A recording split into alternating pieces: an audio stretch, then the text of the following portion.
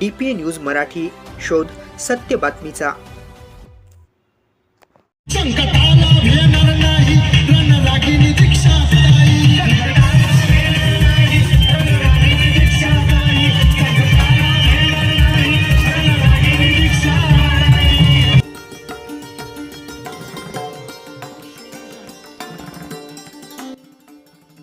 सालाबादप्रमाणे यंदाही डॉक्टर बाबासाहेब आंबेडकर यांच्या 135व्या जयंतीनिमित्त सातपूर शहरात सुवर्ण जयंती महोत्सव मोठ्या उत्साहात साजरा करण्यात आला. रिपाईच्या माजी गटनेत्या तथा माजी नगरसेविका माननीय सौ दीक्षाताई दीपक लोंढे यांच्या मार्गदर्शनाखाली या भव्य कार्यक्रमाचे आयोजन करण्यात आले होते. महोत्सवानिमित्त विविध सांस्कृतिक कार्यक्रमांची रेलचेल पाहायला मिळाली. यावेळी सुप्रसिद्ध गायक चेतन लोखंडे यांच्या सुरेल गायनाने उपस्थितांची मने जिंकली.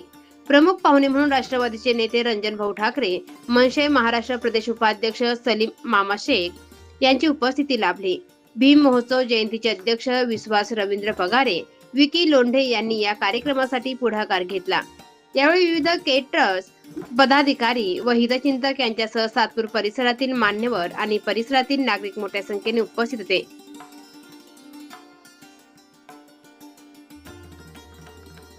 संपूर्ण सातपूर परिसर जय भीमच्या घोषणांनी दुमदुमला असून सामाजिक ऐक्य आणि प्रेरणेचा संदेश देणारा हा महोत्सव उत्साहात पार पडला.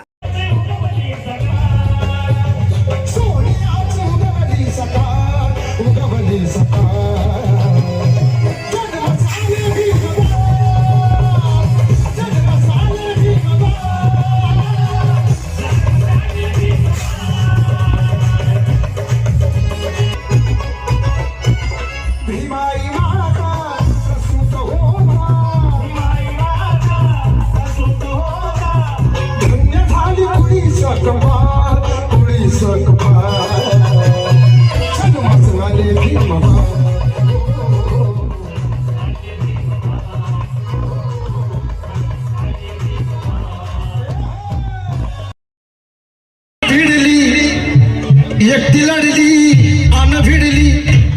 भाऊ लिहिताना सुद्धा आपण विचार केला पाहिजे आणि सत्यता आहे. एकटी लढली आणि भिडली, आता गौरवतीचा तो होई, आता गौरवतीचा तो होई.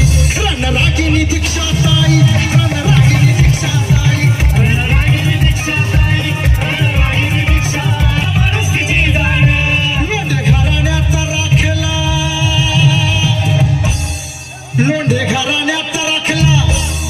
हे जे भाई लोंढे घराण्याचा राखला, लोंढे घराण्याचा राखला.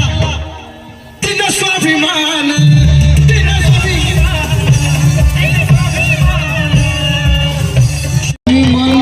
हळवा करू नका. जनता ग्वाही आहे. जनता ही तुम्हाला साथ देईल. कारण सुखाचा हा काळ परत येईल. सुखाचा हा काळ परत येईल. सुखाचा हा काळ परत येईल. जनता ही तुम्हाला साथ देईल. जनता ही तुम्हाला साथ देईल.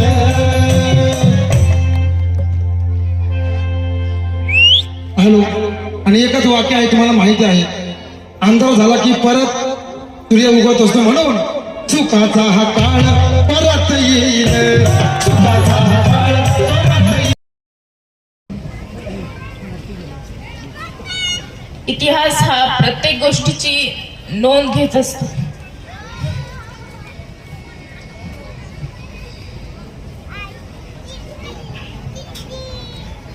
आदरणीय माझे सासरे सांगून गेले, रडायचं नाही, लढायचं.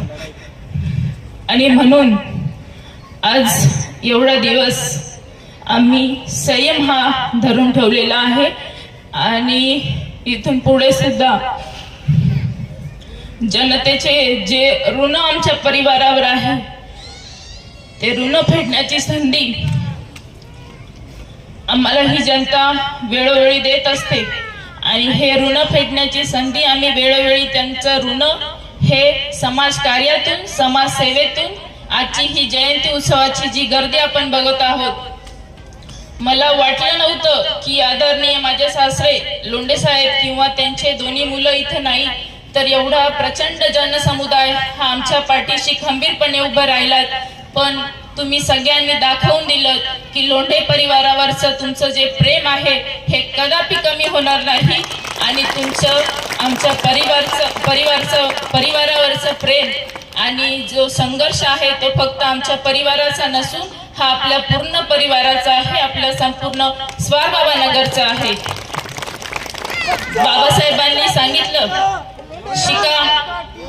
शिका, संघटित व्हा आणि संघर्ष करा. तर अनुभवाने आणि परिस्थितीने आम्ही गेल्या काही दिवसापासून बरंच काही शिकलो. वेळोवेळी आम्ही संघटितही झालो आणि संघर्षही करत आहोत. आणि मला असं वाटतं हा संघर्ष अजून काही दिवस फक्त, कारण की जे आपल्या बाबासाहेबांनी जे संविधान लिहिलं आहे या संविधानावर माझा पुरेपूर विश्वास आहे, आपल्या सगळ्या जनतेचा पूर्णपणे विश्वास आहे आणि म्हणून आपण त्यांना अभिवादन करण्यासाठी इथं सगळे जमलेलो आहोत.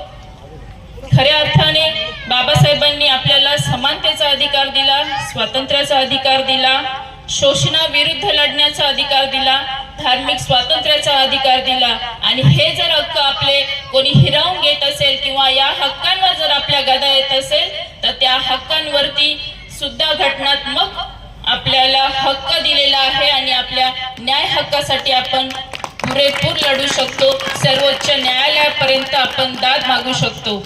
खरोखर मी बाबासाहेब आंबेडकर यांना खूप सॅल्यूट करते, सलाम करते की त्यांनी ही घटना लिहून ठेवली. म्हणजे कुणावरही आजच्या युगामध्ये अन्याय हा होणार नाही. मला आदरणीय शास्त्रांनी शिकवलेलं आहे की सब्र का फल मीठा होता है, म्हणून आम्ही सगळेजण इथं संयमाने सगळ्या गोष्टी घेत आहोत. आणि तुम्ही सगळ्यांनी जे सहकार्य केलं त्याबद्दल तुम्हा सगळ्यांचे आभार मानते. आज चेतन भाऊ लोखंडे यांच्या गीतामधून आज मला आमच्या परिवारातले सगळे सदस्य दिसत होते. विकी भाऊ यांच्या संयमातून मला माझे मिस्टर दिसत होते.